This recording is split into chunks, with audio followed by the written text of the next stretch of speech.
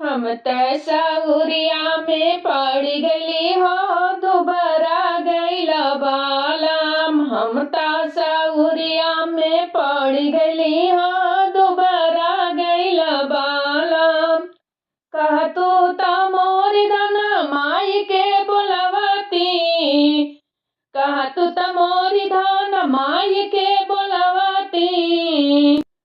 माई के बोलावती हो, माई के बोलावती। चुप रहा चाप जनी बाती करा हो, दोबारा जई बालम।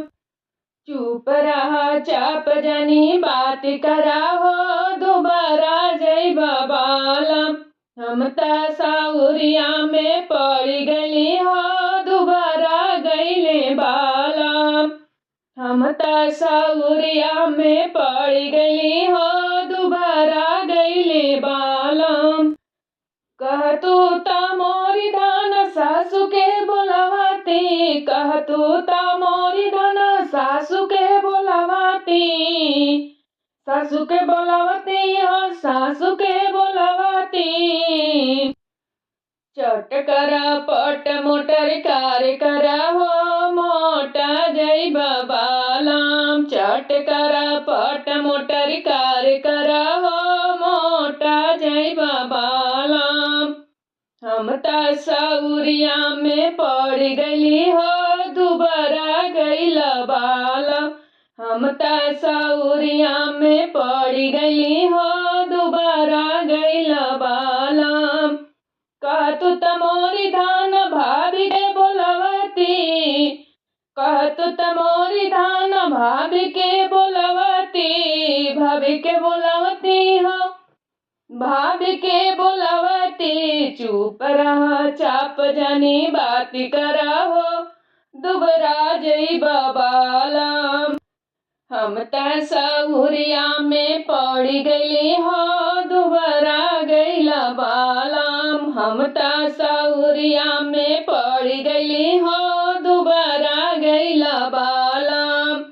कह तू त मोरी धन सरहज बोलवती, कह तू त मोरी धन सरहज बोलवती। चट कर पट मोटर कार करा हो, मोटा जई बालम।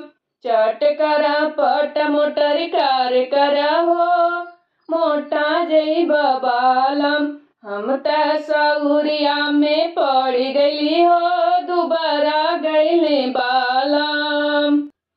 कह तू त मोरी धन दीदी के बोलवती, कह तू त मोरी धन बहन के बोलवती। बहन के बोलवती हो, बहन के बोलवती। चुप रह चाप जनी बाती करा हो, दोबारा जई बालम। चुप रह चाप जनी बाती करा हो, दोबारा जई बालम। हम तसउरिया में पड़ गली हो, दोबारा गईल बालम। कह तू त मोरी धन साली बोलवती, कह तू त मोरी धन साली बोलवती। चट कर पट मोटर कार करा हो, मोटा जई बालम।